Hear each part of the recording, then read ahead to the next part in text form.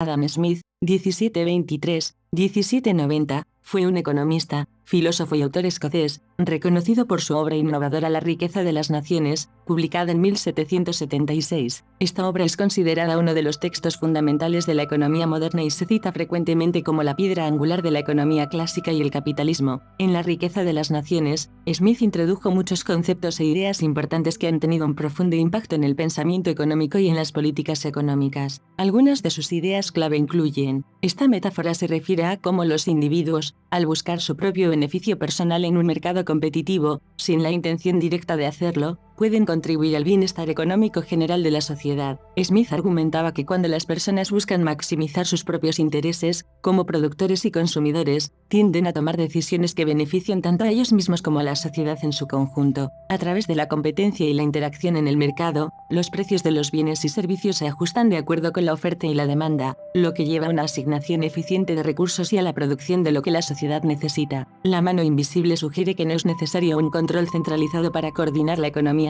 En lugar de una planificación gubernamental detallada, el mercado puede autorregularse debido a las acciones individuales de las personas. Este concepto ha sido central en el pensamiento económico clásico y ha influido en la defensa de la libre competencia y el libre mercado. Sin embargo, también ha sido objeto de debate y críticas a lo largo de los años, ya que algunos argumentan que el mercado puede llevar a desigualdades y problemas si no se controla adecuadamente. También enfatizó los beneficios de la división del trabajo en su obra La riqueza de las naciones. Este concepto se refiere a la práctica de descomponer un proceso de producción en tareas más pequeñas y específicas, y luego asignar a los individuos la responsabilidad de llevar a cabo esas tareas particulares. Smith argumentaba que la división del trabajo tiene varios efectos positivos en la economía. 1. Aumento de la productividad. Al especializarse en tareas específicas, los trabajadores se vuelven más hábiles y eficientes en esas tareas. Esto conduce a un aumento en la producción total de bienes y servicios. 2. Ahorro de tiempo. Al centrarse en tareas particulares, los trabajadores ahorran tiempo al no tener que cambiar constantemente de una tarea a otra. Esto reduce los retrasos y aumenta la producción total. 3. Innovación y mejora. Al concentrarse en una tarea específica, los trabajadores pueden encontrar formas más eficientes de realizarla. Esto puede llevar a la innovación y la mejora continua de los procesos. 4. Interdependencia beneficiosa. La división del trabajo fomenta la interdependencia entre los trabajadores y las industrias. Esto crea vínculos en la cadena de suministro y promueve una mayor cooperación económica.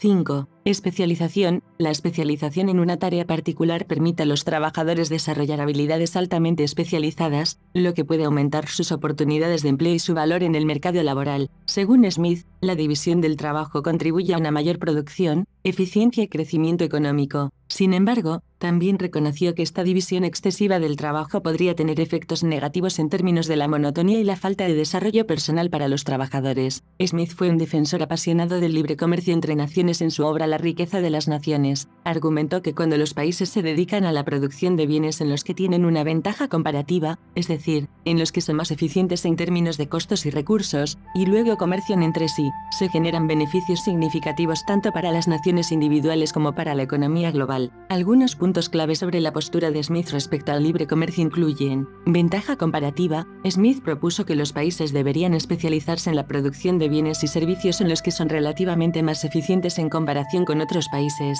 Esto conduce a una asignación más eficiente de los recursos y a una mayor producción global. Interdependencia beneficiosa. El libre comercio fomenta la interdependencia entre las naciones. Cada país puede enfocarse en lo que hace mejor y luego intercambiar esos productos con otros países, lo que lleva a una mayor variedad y disponibilidad de bienes para todos. Crecimiento económico. Smith argumentó que el comercio internacional puede impulsar el crecimiento económico al permitir que los países aprovechen las economías de escala, la innovación y la competencia global. Riqueza y bienestar. A través del libre comercio, las naciones pueden aumentar su riqueza y mejorar el bienestar general de sus ciudadanos al acceder a una gama más amplia de productos a precios competitivos. Prevención de conflictos. Smith creía que el comercio entre naciones tenía el potencial de reducir los conflictos y las tensiones internacionales, ya que el intercambio mutuamente beneficioso creaba incentivos para mantener relaciones pacíficas. La idea de libre comercio de Adam Smith ha influido en la teoría económica y en la formulación de políticas comerciales durante muchos años. Sin embargo, también es importante señalar que el debate sobre los efectos del libre comercio, incluidos los aspectos de equidad y distribución de la riqueza, ha sido constante a lo largo del tiempo. Adam Smith abogó por el concepto de laissez-faire Laissez-faire en su obra La riqueza de las naciones. Este término francés se traduce como dejar hacer o dejar pasar, y en el contexto económico se refiere a la idea de que el gobierno debería intervenir lo menos posible en los asuntos económicos y permitir que los mercados operan libremente. Algunos puntos clave sobre la perspectiva de Smith sobre el laissez-faire incluyen: autorregulación de los mercados. Smith creía que los mercados tenían una capacidad intrínseca para autorregularse. La competencia y la búsqueda del beneficio propio por parte de los individuos en un mercado libre actuarían como mecanismos que conducen a una asignación eficiente de recursos y a la satisfacción de las necesidades de la sociedad. Invisible hand. La idea de la mano invisible de Smith está estrechamente relacionada con el concepto de laissez-faire. Argumentaba que, cuando se permite que los individuos persigan sus propios intereses en un mercado libre, la interacción de estos intereses individuales contribuye de manera inadvertida al bienestar colectivo. Desconfianza en la regulación excesiva. Smith desconfiaba de la intervención gubernamental excesiva en los asuntos económicos. Creía que los intentos del gobierno de dirigir la economía podrían llevar a resultados ineficientes y a distorsiones en el funcionamiento del mercado. Protección de derechos de propiedad. Aunque defendía el laissez-faire, Smith también veía un papel importante para el gobierno en la protección de los derechos de propiedad y en la imposición de reglas básicas para garantizar el funcionamiento adecuado del mercado. Es importante destacar que la interpretación y la aplicación del laissez-faire varían en función del contexto y de las circunstancias económicas y políticas. A lo largo de la historia, ha habido debates sobre la cantidad adecuada de intervención gubernamental en la economía, con defensores y críticos de diversas posiciones en el espectro. Adam Smith también abordó la teoría del valor en su obra La riqueza de las naciones. En su análisis,